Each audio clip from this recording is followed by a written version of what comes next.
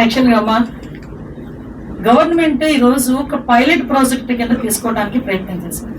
ఈరోజు అది ఎలా ఉంటుంది, ఎలా చేస్తే ఎలా ఉంటుంది. ఇప్పుడు డిఫరెంట్ మన దేశంలోని, మేము పరాయి దేశాల దగ్గర జరుగుతున్న సిచ్యువేషన్స్ గురించి మేము మాట్లాడుతున్నాం. మన దేశంలోనే మన ప్రాంత ప్రజలే వేరే వేరే ప్రాంతాలకు వెళ్ళి సంహవ్ ఒక టూరిజం డెవలప్ చేయడానికో, లేకపోతే సంహవ్ వెళ్ళి వాళ్ళు అక్కడ టూరిజం డెవలప్ చేస్తూ, అంటే సంథింగ్ ఒక రిలాక్సేషన్కో, లేకపోతే ఒక రిక్రియేషన్కో, లేకపోతే వాళ్ళు కాసేపు ఒక ఎంజాయ్మెంట్కో మిగతా రాష్ట్రాలు, మన చుట్టుపక్కల రాష్ట్రాలకి వెళ్తున్నారు. అక్కడ కొన్ని ప్రయోగాలు జరుగుతున్నాయి. సో అటువంటి ప్రయోగం కనుక మన ఆంధ్రాలో జరిగితే టూరిజం డెవలప్ చేసేదానికి ఏదైనా ఆస్కారం ఉంటుందా అనేది ఒక పైలట్ ప్రాజెక్ట్ కింద టైం లిమిట్ పెట్టి, దానికి కూడా పర్ఫెక్ట్ పోలీస్ డిపార్ట్మెంట్ కి సంబంధించి వాళ్ళకి కూడా ఒక సెక్యూరిటీ పర్పస్ కూడా పెట్టుకొని ఒక స్టేట్ మొత్తం లేదా ఒక 2 దగ్గర ఇలాంటి ప్రయత్నం చేయడానికని ఈరోజు పైలట్ ప్రాజెక్ట్ కింద మనం ప్రయత్నం చేస్తాం. మీరన్నట్టు 1 minute బాబు ప్లీజ్. అక్కడ నిజంగా అటువంటి పరిస్థితులు ఏదైనా ఉన్నాయి అనుకుంటే ఈరోజు గవర్నమెంట్ డెఫినెట్ గా దాని మీద చర్యలు తీసుకుంటుంది. దయచేసి నేను ఏమంటానంటే ఇది ఒక ప్రయోగం.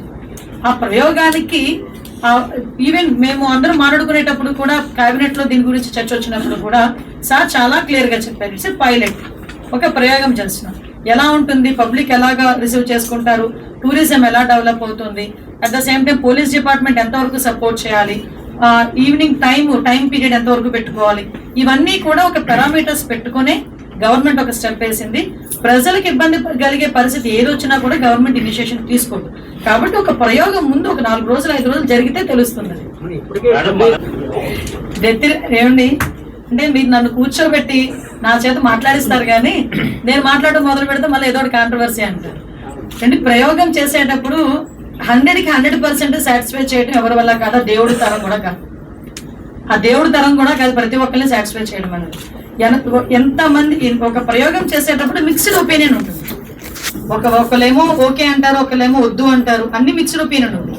కానీ గవర్నమెంట్ ఏంటి, అన్ని రకాల ఆలోచన చేసుకుని ఒక ప్రయోగం చేస్తున్నాం, దాని విధి విధానాలు ఎలా ఉన్నాయని పెట్టుకుంటుంది. దానివల్ల వచ్చే రిజల్ట్ కూడా వెయిట్ చేయొచ్చు కదా. ఇప్పుడు జరిగేది ఏదో జరుగుతుందని ఆలోచించే కన్నా ఇక్కడ కూర్చొని మనం ఏదో దాని మీద మనం ఏది పద్ధతి రాయకూడదు, ఏది పద్ధతి మాట్లాడకూడదు. Just wait and see. నిజంగా అటువంటి పరిస్థితి వస్తే కనుక గవర్నమెంట్ వెనక్కి తగ్గడం ఏంటంటే ఆపుతాము అంతే తప్పించి మేము ఎప్పుడు కూడా పబ్లిక్ కి వ్యతిరేకంగా వెళ్తామని ఎప్పుడు చెప్పలేదు, వెళ్ళము కూడా.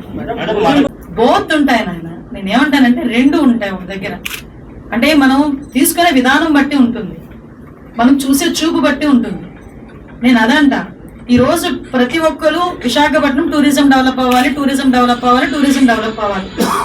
డెవలప్ అయ్యేదానికి ఎంతవరకు తీసుకుంటున్నాం, అన్ని ఇనిషియేషన్స్ తీసుకుంటున్నాం. ఈ రోజు టూరిజం డెవలప్ అవ్వడానికి ప్రభుత్వం ఈ రోజు టూరిజంలో ఎంత మేరకు ముందుకెళ్ళిందో మీరు కూడా చూస్తున్నారు. ఇది అంటే ఇప్పుడు చాలా స్టాటిస్టిక్స్ తీసుకున్నాం.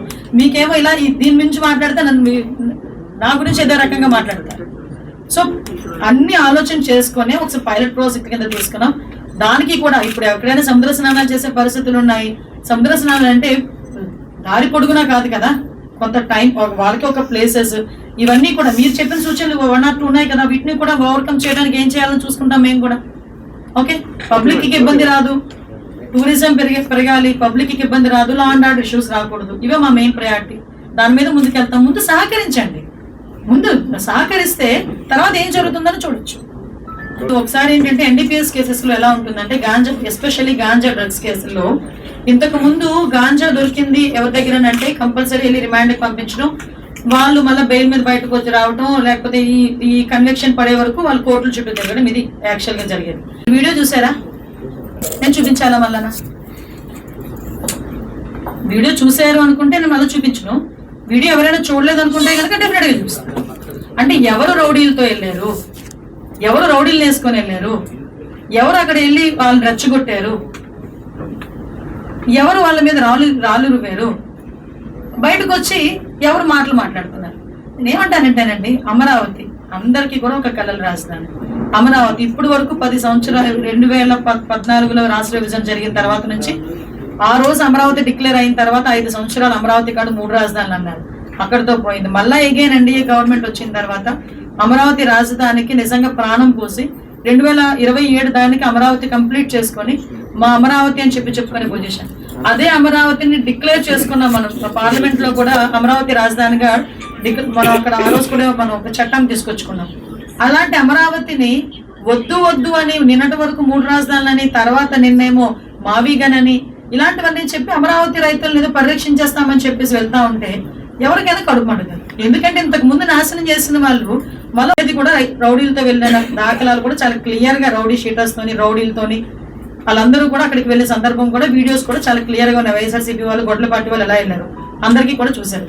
అక్కడికి వెళ్ళి ఎలా రచ్చగొట్టుకున్నారో చూశారు. వెళ్ళడానికి ముందు కూడా పోలీసులు క్లియర్ గా చెప్పారు, వద్దు వెళ్ళకండి, అక్కడ అమరావతి రైతులు ఉన్నారు, మళ్ళీ ఇబ్బంది పడతారు మీరని చెప్పినా కూడా కావాలని వెళ్ళి అక్కడ ఏదో ఒక అమరావతి ఇష్యూని కొంచెం డైల్యూట్ చేయాలి, అమరావతి కనుక కంప్లీట్ అయిపోతే వీళ్ళకి మనుగడ ఉండదు అనే ఉద్దేశంతో వాళ్ళు చేసిన సందర్భం తప్పించి అందులో క్లియర్ గా ఉన్న వీడియోలు పంపించమంటే మీకు పంపిస్తాను, మీరే ఒకసారి జడ్జ్ చేయొచ్చు. ఓకే.